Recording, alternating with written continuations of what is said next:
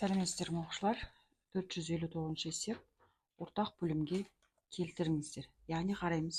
6 мен 5-тің, яғни ЕКОЕ ортақ бөлімі 6 мен 5-тің 30.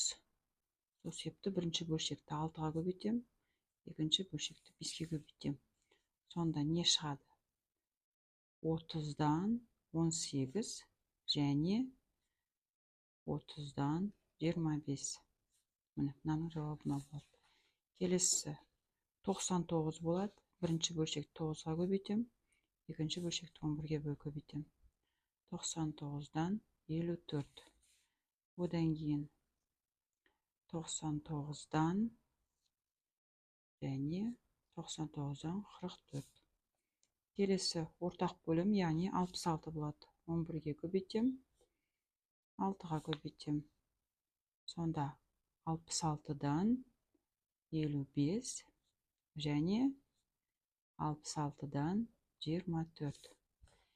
18 6-ға бөлінеді, яғни ортақ бөлім 18 болады. Бірінші бөлшекті 3-ке көбейтем, екінші бөлшекті 1-ге көбейтем. Сонда 18-ден 7 және 18-ден 3. 13-те 5-тің ортақ бөлімі 65 болады. Бірінші бөлшекті 5-ке көбейтем, екінші бөлшекті 13-ке көбейтем. Сонда 65-тен 45 және 65-тен 42.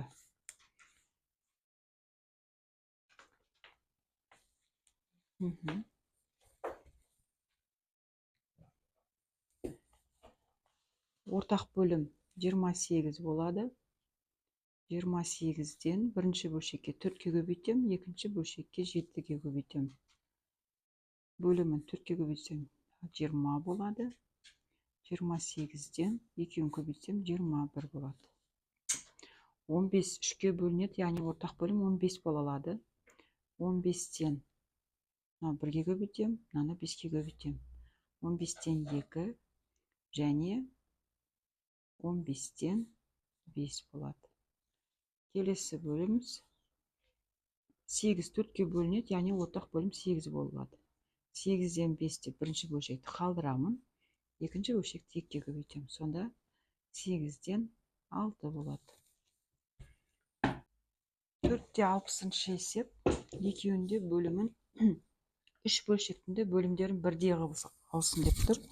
Яғни 3 бөлшекті бірдей алу үшін көреміз. 6, яғни 2-ге де еселік болады, 3-ке де еселік. Яғни 6 2-ке де бөлінеді, 6 3-ке де бөлінеді.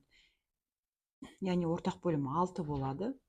Екеуінде, яғни бірінші бөлшекті көбейтемін 3-ке, екінші бөлшекті көбейтемін 1-ге, үшінші бөлшекті көбейтемін 2-ге. 2-ге. Яғни осыдан шығады, бізде шығады. 3-ке көбейтсем 6, 3-ке көбейтсем 1. Сонда 6-дан 3 нүкте тұр. 1-ге көбейтсем солғы бөлшектің өзі шығады, 6-дан 1. Және 2-ке көбейтсем 6-дан 4. 6-дан 4. Енді көрем, 28 7-ге де бөлінеді, 4-ке бөлінеді. Яғни ортақ бөлім 28 болады. Бірінші бөлшекті 7-ге көбейтем, екінші бөлшекті 4-ке көбейтем, соңғы бөлшекті 1-ге көбейтем. Яғни ортақ бөлім 28. 28-ден 7 үтір, 28-ден 5-ті 4-ке көбейтіп шығам, 20. 1-ді 28 көбейтем, қайттан сол бөлшектің өзі қалады. Бөлімдер бірдей ма? Бірдей. Енді келесі бөлшек 20. Ең үлкен сан 20. 20 5-ке де бөлінеді, 20 10-ға да бөлінеді. 4-ке бөлем, 1-ге көбейтем, 2-ке көбейтем. Яғни көбейтіп шығам. 20-дан 4 нүкте тұр. 20-дан 1. 2-ке көбейтіп шығам екеуінде. 20-дан 6. Енді көреміз. Келесі бөлшекті көрем. 16 4-ке бөлінеді, 8-ге де бөлінеді. Яғни 4-ке көбейтем бірінші бөлшекті, екінші бөлшекті 2-ке көбейтем, кейін 1-ге көбейтем. Сонда шығады 16-дан 12 үтір. 2-ке көбейтіп шығам. 16-дан 14 нүктедір. И өзі бөлшектің өзі шығарам. 16-тан 3. Бәрінің бөлімдері бірдей. Ары қарай көрем. 15 3-ке де бөлінеді, 15 5-ке де бөлінеді. Значит, ортақ бөлім 5 қылбасақ болады. 5-ке көбейтем, 1-ге көбейтем және 3-ке көбейтем. Сонда 15-тен 5-ке көбейтіп шығам. 15-тен 10. Бірінші бөлшек, екінші бөлшек сол қалпында қалады. Және 5-ке көбейтіп шығам. 15-тен 12. Келесі, енді қарамыз. 9-дың еселіктерін жазып шығамыз. Өйткені мына жерде 9 6-ға бөлінбейді, 9 2-ге бөлінбейді. 9-дың еселіктерін жазып шығам. 9-дың еселіктері өзінен басталады. 9, 2-ге көбейтсем 18, 27, 3-ке көбейтсем 4-ке көбейтсем 36. Сонымен ары қарай кете береді. Енді осы еселіктердің ішінде 2-ге де 6-ға да бөлінетін сан бізде ол 18. 18-ге 2-ге бөлінеді, 18 6-ға да бөлінеді, 18 9-ға да бөлінеді. Яғни бөлімін 18 қылып алам. 18 болу үшін бұл бірінші бөлшекті 9-ға көбейтем. 18 болу үшін екінші бөлшекті 2-ге көбейтем. Үшінші бөлшекті 3-ке көбейтем. 9-ға көбейтсем 18-ден 9. 2-ге бөлсем 18-ден 2. И 3-ке көбейтсем 18-ден 15 болады. Ал, кеттік. 461-ші есеп. 20-дан 7 мен 12-ден 5-тің ортақ бөлімін тапсын деді. Ол үшін біз ең үлкен санның еселіктерін табайық. Ең үлкен санның еселіктері 20. Яғни 20, 2-ге көбейтсем 40, 3-ке көбейтсем 60, одан кейін 80. Арға шексіз кете береді бұл. Енді осының ішінде 12-ге қайсысы бөлінеді? Яғни 60 бөлінеді. Сонда бірінші бөлшекті 3-ке көбейту арқылы 60-қа айналдыруға болады. Екінші бөлшекті 5-ке көбейту арқылы тауып алуға болады. Сонда 3-ке көбейтетін болсақ, 60-тан 21 және 60-тан 5-ке 25-ке көбейтсем 25. Екінші бөлшек 30, ең үлкен ортақ бөлімді еселігін тауып аламын. 30 тең 30-дың еселіктері 30 өзінен басталады. Одан кейін 60, одан кейін 90, одан кейін 120, одан кейін 150 болып кете береді шексіз. Енді осының ішіне 24-ке бөлінетін ол 120. Калькулятормен тексеріп есептесеңіздер болады, 120 24-ке бөлінеді. Нешеге көбейту арқылы? Яғни 5-ке көбейткен кезде, мына бөлшек 4-ке көбейткен кезде. 5-ке көбейтетін болсақ, сонда 120-дан 5-ке көбейтетін болсам 55. Одан кейін 4-ке көбейтетін болсам 120-дан 4. Кеттік. Енді келесісі. Үшінші есепте ең үлкен 16-ның еселіктерін табам. Тең 16, 32, 2-ке көбейтем, 3-ке көбейтсем 48, арға кете береді. Енді мен көріп тұрмын, 48 12-ке бөлінетін. 48 16-ға да бөлінеді. 48 16-ға бөлсем 3 болады. 48-ді 12-ке бөлсем 4 болады. Яғни бөлшек, үш жердегі 16-ым 48-ден, үш жердегі 3-ім 9. Екінші бөлшек 48-ден 4. Және деген сөз жазып қойсаңдар болады. Еселік 18, бұның еселігі 18, 2-ке көбейтсем 36, ары қарай 54 деп кете береді. Енді мен көріп тұрмын, 36 12-ке бөлінеді. Яғни 3-тен берсем болады. Бірінші бөлшекке 2-ден көбейтем, екінші бөлшекке 3-тен көбейтем. Сонда 36-дан 2-ке бөлсем 22. Және дейм 36-дан 3-ке көбейтсем 21. Енді соңғысын жазайық. Соңғы бөлшек жазайын. 12-нің еселіктерін жазам. 12, 2-ке бөлсем 24, 3-ке көбейтсем 36. Мен көріп тұрмын, 36 36 9-ға бөлінеді. Бірінші бөлшекті 3-ке көбейтем, екінші бөлшекті 4-ке көбейтем. 3-ке көбейтетін болсам, 36-дан 3 болады, және 36-дан 4-ке көбейтсем 8 болады.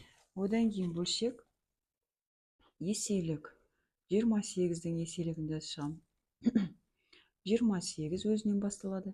2-ке көбейтсем 56, 3-ке көбейтсем 24, сонда 3, 60. 3-ке көбейтсем 60, 64. 64.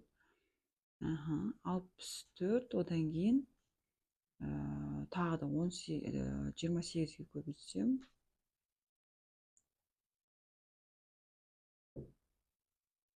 26, 64 и 80,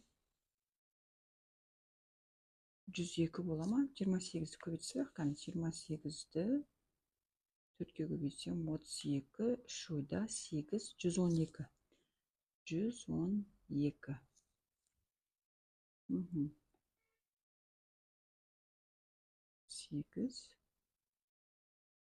112. 28-ді 3-ке көбейтсем, 24, 2 ойда 6, 84, 84, мөрде 84 екен. Енді 84 21-ге бөлінеді. 84 21-ге бөлінеді, значит, 4-ке көбейтем. Мынаны мен 3-ке көбейтем. Өйткені 28-ді 3-ке көбейтсем 84 болады.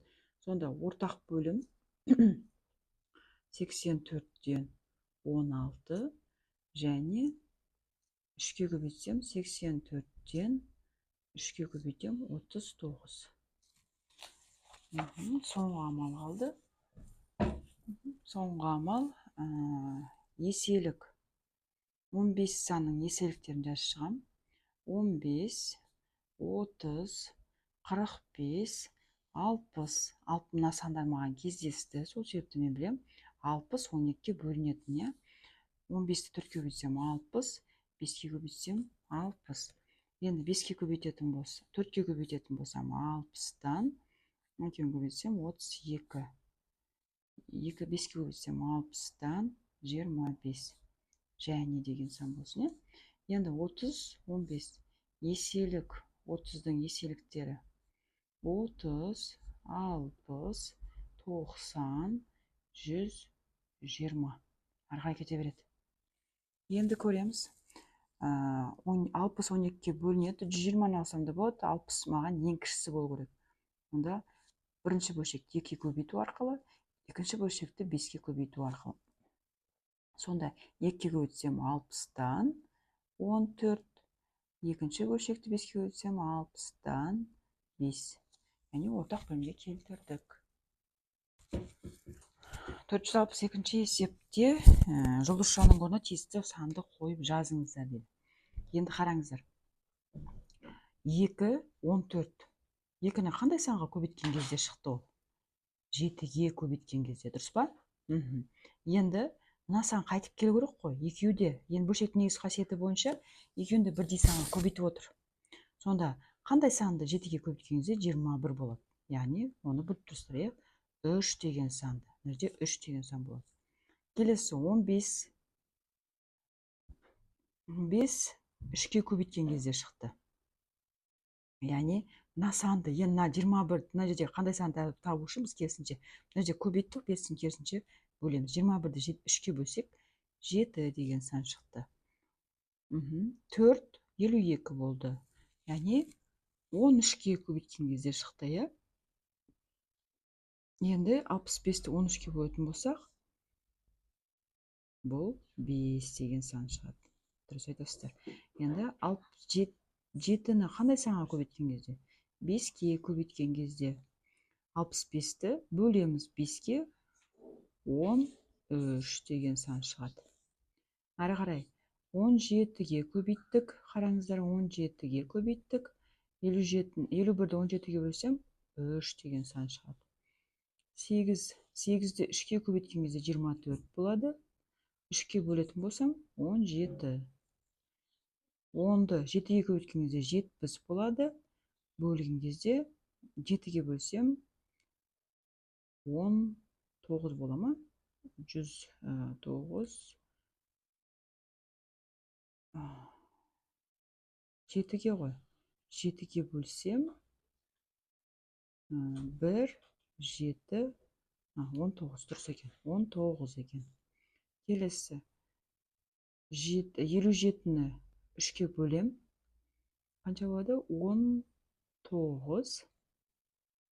19-ға бөлетін болсам 7 деген сан шығады. Міне 462 осылай шығады екен. 463-ші есеп. Ортақ бөлімге келтіріңіздер дейді. Бұл аралассан, мынада аралассан.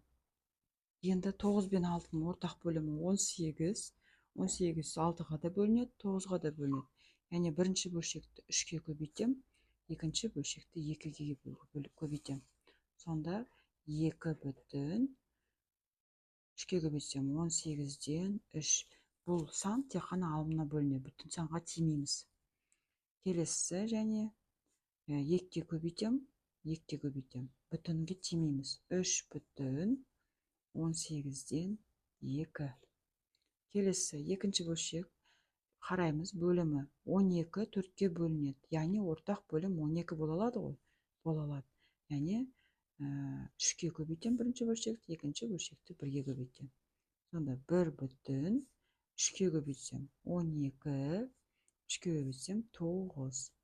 Және 3 бүтін екінші бөлшек сол қалпында қалады. Келесі қараймын, 21 7-ге бөлінеді, яғни ортақ бөлім 21 болады. Оны 3-ке көбейтем, оны 1-ге көбейтем. Сонда 4 бүтін 21-ден 6 және 5 бүтін 21-ден 4. Келесі бөлшек. Қараймын, 50 мен 20-ның ең кіші ортақ еселігін табу. Үлкен сан жазып аламын. 50-дің еселіктерін теріп жазам. Өзінен басталады. 50, 100, 150. Енді араға шексіз нүкте қоя салам. Енді осы үш санның қайсысы 20-ға бөлінеді? Егер табылмаса, сіздер ары қарай жалғастырып жаза бересіздер. Яғни 100 екеуіне де бөлінеді. 100, яғни ортақ бөлім 100 болады. 100 болу үшін бірінші бөлшекті 5-ке көбейтем, екінші бөлшекті 2-ке көбейтем. Сонда 1 бүтін 100-ден 5-ке көбейтсем 35. Екінші бөлшек 2 бүтін бөлімі 50-ді 2-ке көбейтсем 100, 3-ті 2-ке көбейтсем 6. 100-ден 6 және деген әріп бар. Сосын 11-де 2-де. Яғни еселік 11 үлкен санның еселігі ол 11 үтір 2-ке көбейтсем 22. Одан кейін 33 болады, арқары 3 нүкте кете береді. Енді осының ішінде 22 екеуіне де бөлінеді. 2-ге бөлінеді. Мына жаққа 22-ге бөлсем 2, де 11. Яғни 1 бүтін 22-ден 6 және 2 бүтін 11-ге көбейтем 22, 11-ге көбейтем 11.